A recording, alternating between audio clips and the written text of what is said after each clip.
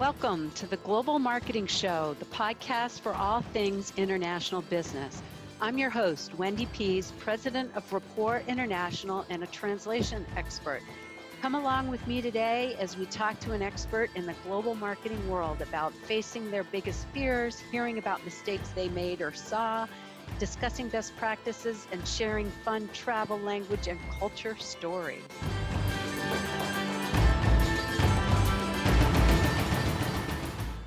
Welcome back to another episode of the Global Marketing Show. Of course, as you know, it's brought to you by Rapport International, offering you high quality language translation services and spoken interpretation services in over 200 languages. And I've got a tidbit from them today. Who knows the fourth largest English-speaking country in the world? United States is number one. Then you have the United Kingdom. Then you've got India. Can you guess what the fourth largest English-speaking country is in the world? It's the Philippines. I would not have guessed that because you've got Canada and you've got Australia in the mix, but apparently the Philippines is the fourth. So speaking of English, we've got a great guest on today. I actually went to college with him. I knew him at Penn State. So Tom Gallagher is a Penn State electrical engineer graduate, and he's been married to 40 years to his college sweetheart, who I also knew back in college. So we're talking about getting her on. He's a global business development facilitator for industrial automation systems. And then on the side, he's a part-time woodworker. He's a granddad, you're so lucky, and a wildlife manager at their Kentucky farm. So Tom, it is so great to have you on today. Yeah, I forgot about that last title. We do have a lot of wildlife out where we are. It's a nice part of Kentucky. Oh, tell me about your wildlife. Let's start there. First of all, it is really good to be with you. This has just been an interesting progression of things. I was telling one of the people I work with here today that I was going to be on your podcast, and they asked me about it a little bit, and so I gave them the backstory on how we got together. So just really glad about that. But our place in Kentucky, we live a little bit outside of Louisville, which is really probably most famous for hosting the Kentucky Derby every year, big horse race here. We have all the worst vices in Kentucky. We have bourbon, we have tobacco, and we have horse racing. So if you want to really go the wrong direction, you can come out here and spend some time with us. I think back in college, we were drinking cheap beer rather than bourbon, huh? So you've upgraded. Not the good stuff. Yeah, we've got a lot of options out here. It's a dangerous place to live. We have deer, we have fox, we have raccoons, rabbits, all sorts of birds and wildlife like that. So it's never a dull moment. We always are interested to see what comes walking by on our cameras outside the house. Oh, okay. So in your wildlife farm, do you have horses or any of we those don't now. We had horses for, about 20 years at our place. My wife and my daughter both rode competitively for a while. So we spent a lot of time out in the barn, cleaning up after the horses, getting ready for the next horse show, and all of those kind of things. We just last year lost the last one, and that was kind of a sad, change of era for us. So I don't think we'll go back to that now, but we are getting ready to go on our anniversary trip. Annie just booked horse riding on the beach in Ireland. So we'll get one little fix that way.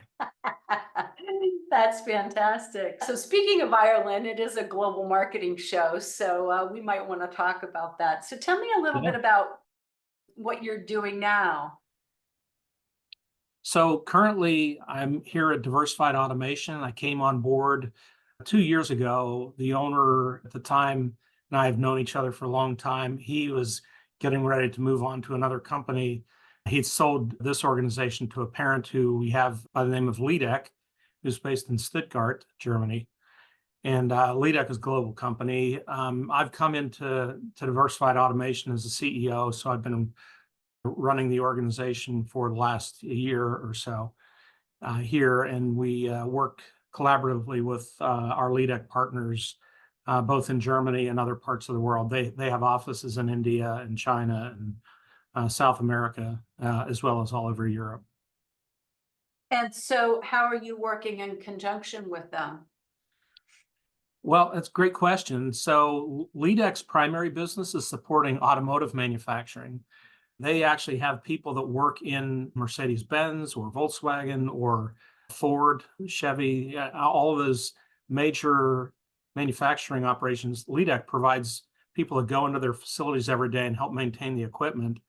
We predominantly work in the parcel handling industry. So when you order packages on Amazon or you get a shipment to delivery from UPS or FedEx, most likely that package has passed through facilities that we provide the control systems for. So we help get your packages delivered to you as quickly as they come in.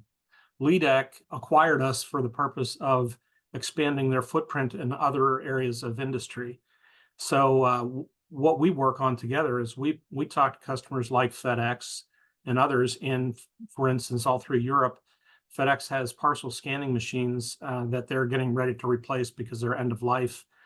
We partner with LeadX to provide the labor and engineering expertise to go in and help them figure out how to do those replacement projects.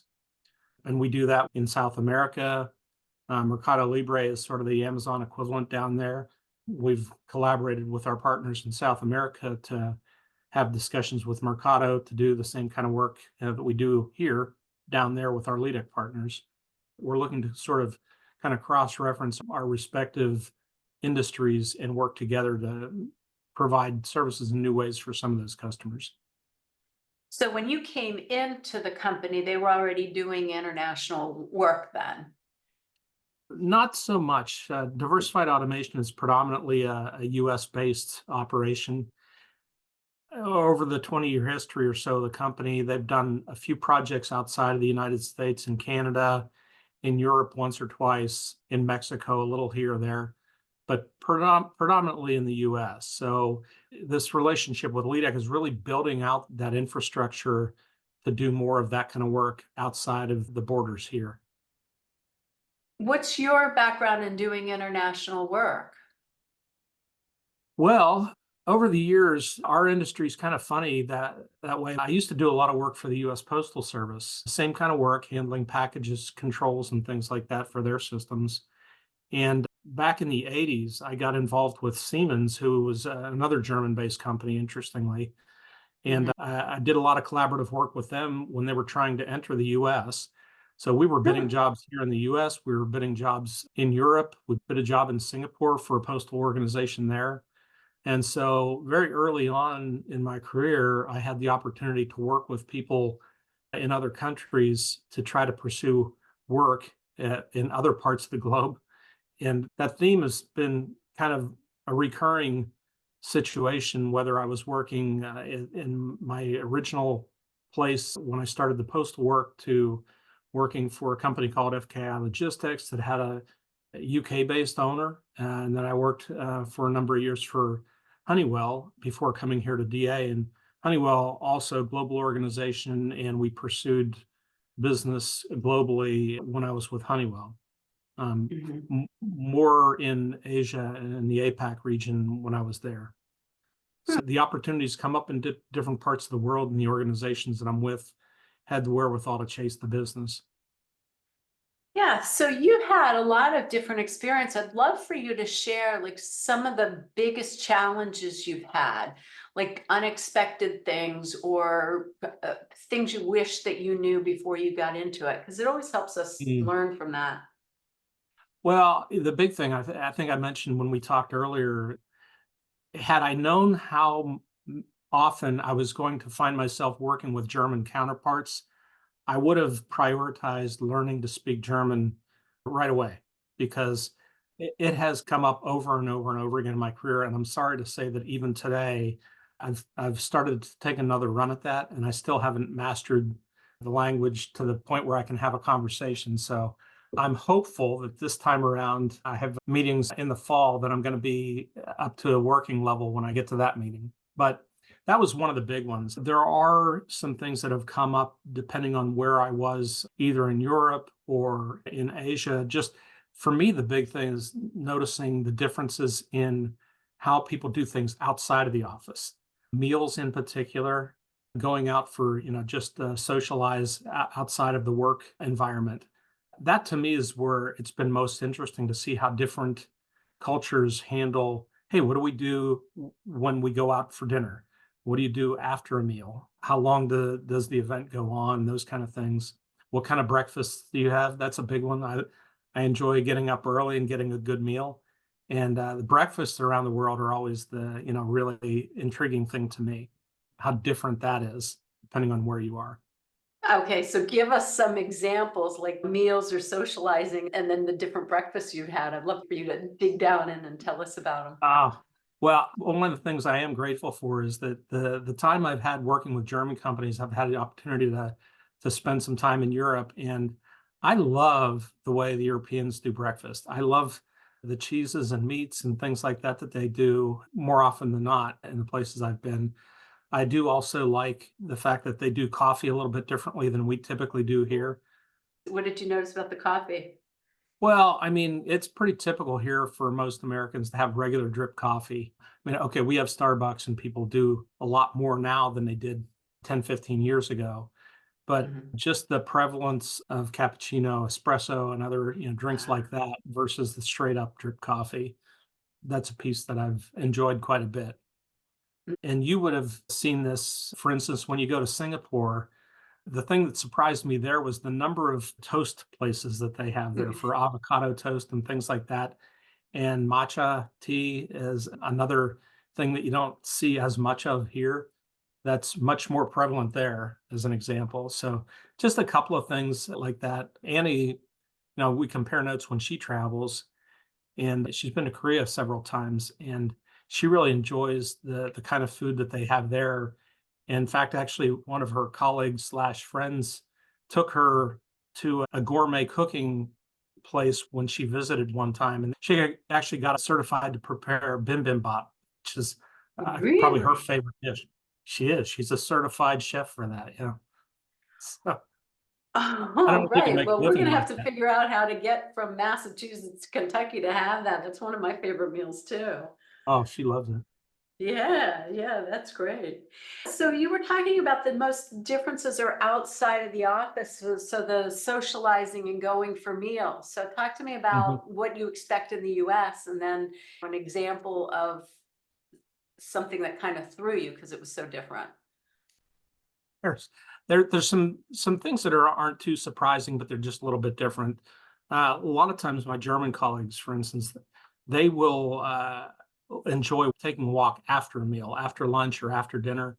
That's something that's has been sort of a steady theme I've seen. Whether I work with company A, B, or C, some of those individuals, that's been something I've found to be sort of a regular rhythm for how they do things when we go to visit. That's so Um, healthy. How long would they walk after a meal? Oh, maybe 15, 20 minutes, something like that. Or intentionally choose restaurants that are more than a block or two away from the hotel, partly for that reason, to get a little bit of fresh air and things like that going to and from. One of the things that we ran into years ago now, a lot of Europe has different ideas about work schedules and things like that than we do. And we ran into a situation at one point. We had a really, really large opportunity that we were chasing, and I traveled to meet with my colleagues and work on a proposal in Germany. We were in Nuremberg at the time. And we left the office to go get something to eat with the intention of coming back and working probably until 11, 12 in the evening and start again early the next morning. We got back and we discovered that the government had passed the regulation about workplace health and safety, and the law required companies not to allow employees back into the facility after so many hours of working for a day. And all of these guys had worked too long, and so we literally couldn't get back into the building to continue going. So there were some things like that we discovered midstream. We had to make some course corrections on how to get our things done. But What and country then was this? How that did was they in try it? Germany. That was That in was in Germany. Germany. Yeah, but since then, I've worked at other places here that we've had offices in. Italy is the one that really stands out. Is there's a lot of Europe that they take long vacations in the summer, And we were on a conference call with our Italian colleagues in July at one year and said, okay, we're working away feverishly to get this project on schedule and get things completed and built. And we get to sign off the call and they said, okay, well, we'll see you in September. And we said, what? And they said, yeah, we're going to be on vacation in August. We said, what do you mean? And they said, yeah, the whole month. And I couldn't even wrap my mind around how that worked. So definitely need to know about those kind of things when you're working with colleagues outside the US. Yes, yes, I have been in Europe and August vacation, everything is packed if you're on the beach vacation. But September is wonderful because it's so quiet and the weather is so nice still. Exactly, exactly. Yeah. Yeah. Now, how about fears? When you've done international work, what have been your biggest fears, personal or business? For the most part, I've never really struggled in that particular area. There's other things that over the years have had concerns about, but mostly my concerns, when have been chasing things internationally, if were whether we had the right partner for the country that we're pursuing work in. Mhm. We had developed at one point a group of partners that we were chasing work all through different parts of Europe, whether it was Italy or Spain or parts of Germany, France. And all of a sudden we got to some opportunities in the UK and we tried to pursue the work with that same group of people. And we quickly found out that once you crossed over from the rest of Europe into the UK, some of the working parameters and the costs changed quite a bit with them. So those were concerns we had. And I think the other thing was in the Asia Pacific region, going into some countries where you couldn't necessarily produce equipment from one region and take it to another because of some intercompany kind of frictions. I always had some concerns about whether or not we had the right team to be able to fully execute and cover all the costs, particularly the import export costs and things like that that start to come into play when you're shipping equipment. So that's probably my biggest fear, was just making sure we had the financial elements all covered with what we were pursuing. Okay, so when you were talking about friction, you're not talking about friction between the people, you're just talking the friction between the business processes and the equipment as to whether it would work and align. Did I get that right? Well, there's some of that. There's some technical pieces of it. But for instance, not too long ago now, we actually were bidding a job.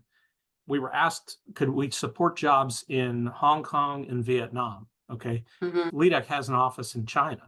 All right. Mm-hmm. But when we talked to them about work in Vietnam, they quickly told us, yes, well, you're going to have to find another place to get equipment because Vietnam was not going to accept equipment that was coming from China.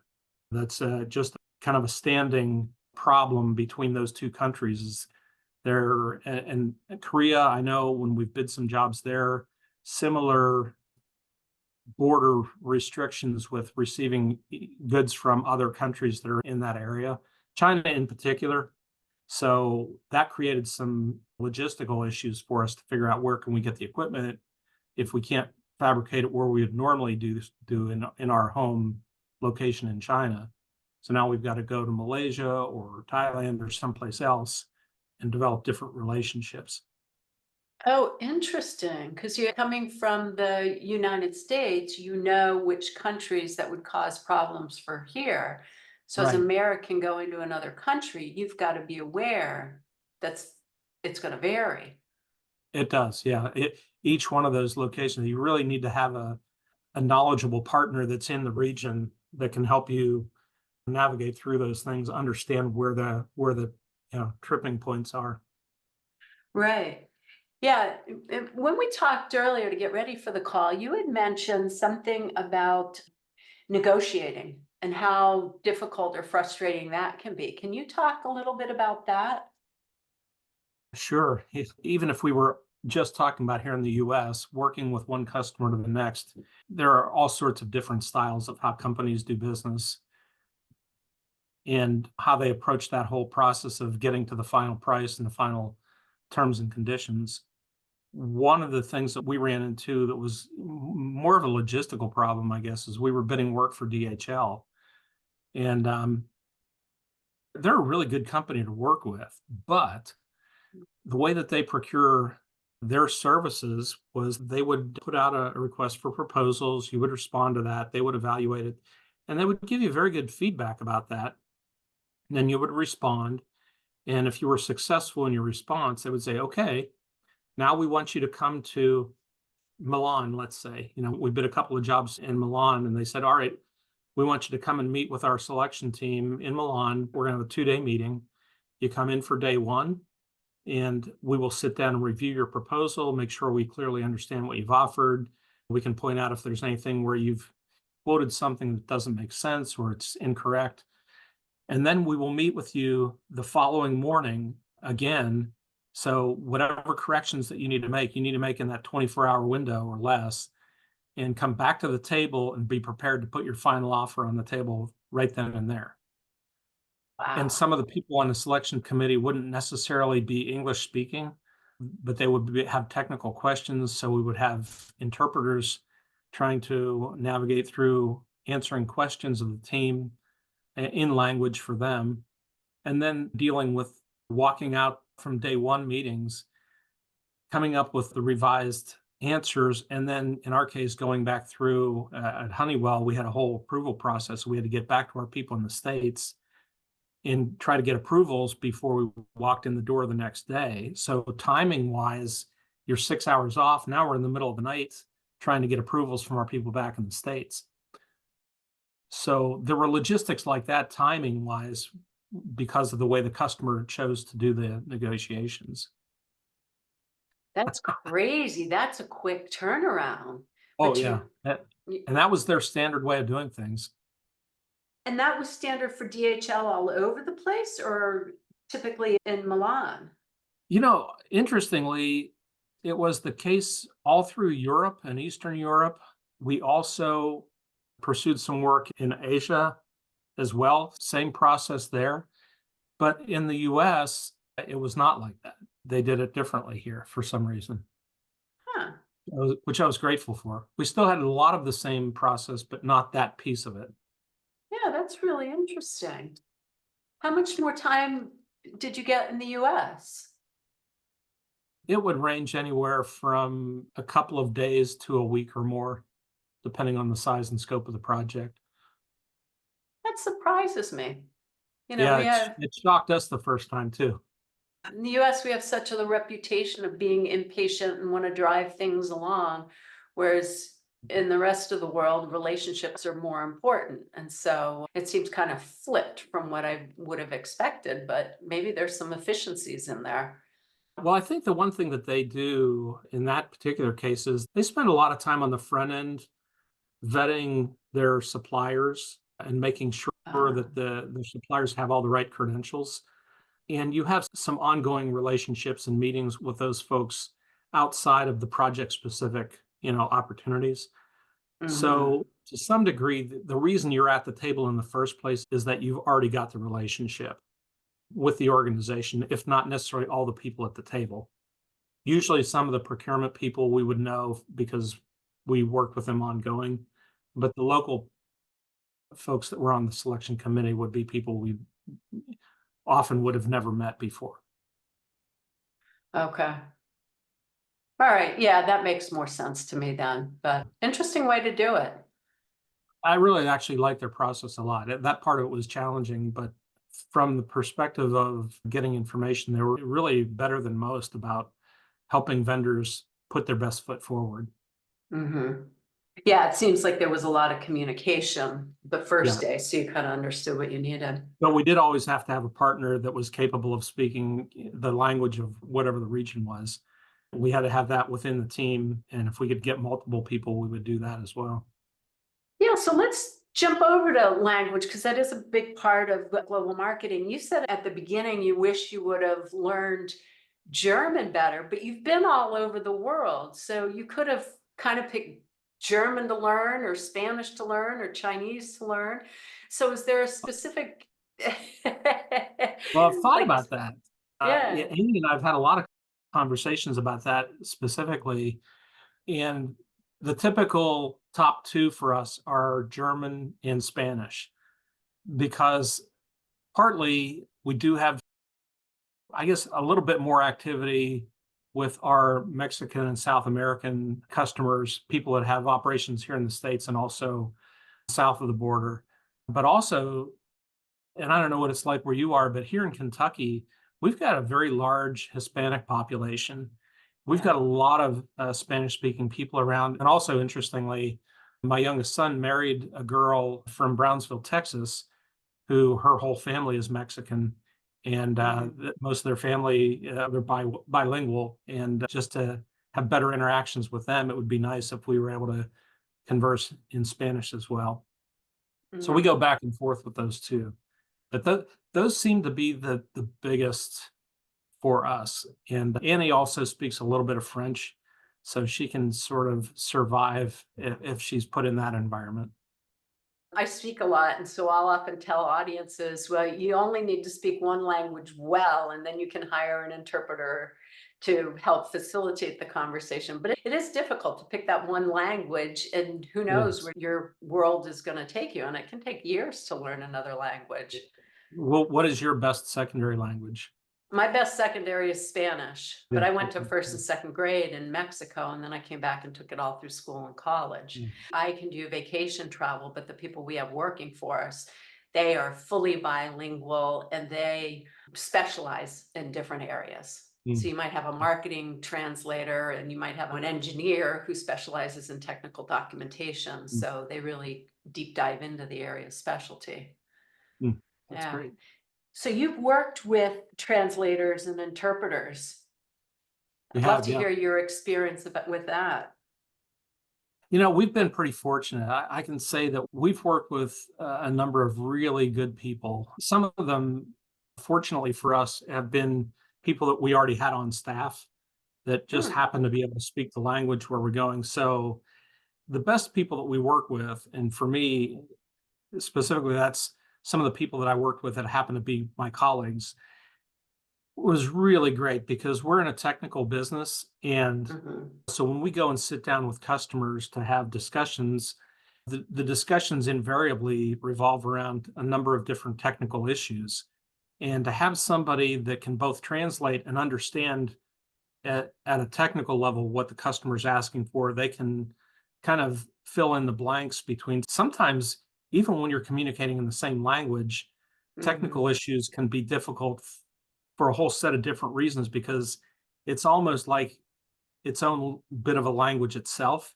And you have Mhm. to understand what somebody omitted when they were asking a question or when they were making a statement. And if the translator doesn't have that additional understanding in their head, you literally are losing things in the translation. Um, that has been my experience. The best people have been those that have the technical background in addition to what we're doing. But we've certainly had a lot of good people doing things from sitting in meetings, design meetings, or negotiation meetings. We have people that translate documents for us, either specifications or working documentation, manuals, training information, things like that. To me, it seems like there's almost a subset of people that, yeah, not just know the language, but also know the business a little bit. And those have been the folks that have done the best service for us over time. Right. Right. And people do when they're in that industry. So it's good to hear from your standpoint as you can feel it as they're helping. The best people are the ones that have that specialty. And that's as an agency, we work really hard to match those people up rather than just putting someone there or the whole AI for people that haven't had the experience. They're thinking, oh, this is going to change the industry. But you lose that specialization. I don't think AI is nearly well versed in those kind of nuances at this point. Maybe Yeah. in time, but not today. So we're getting to the end of the time, and I know that I have forewarned you that I'm going to ask you this question. You did. And I think it's going to be a German word. So, what's your favorite foreign word?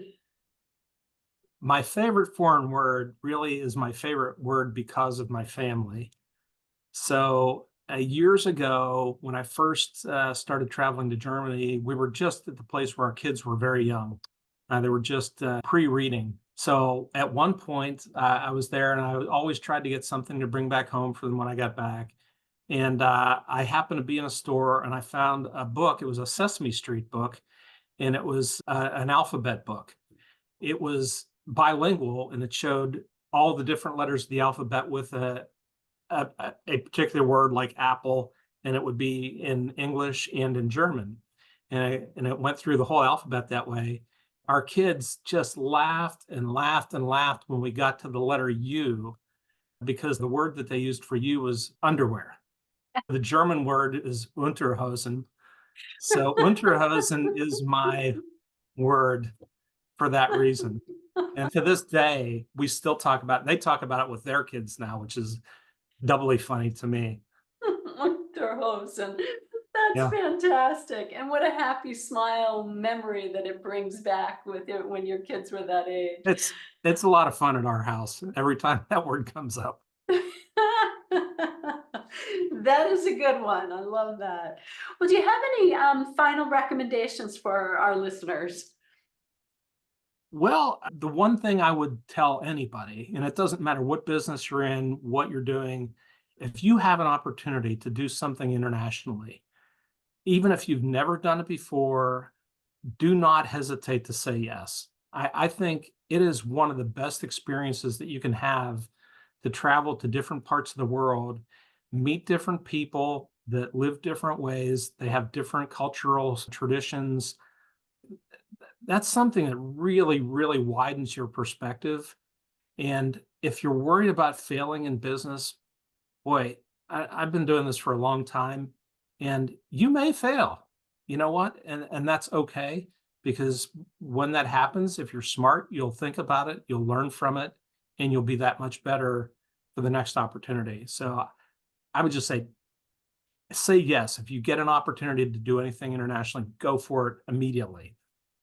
Such fantastic advice, and exactly why I started the podcast is that less than 5% of US companies export, and Yeah. most people have a fear of language and culture, and that's what holds them back.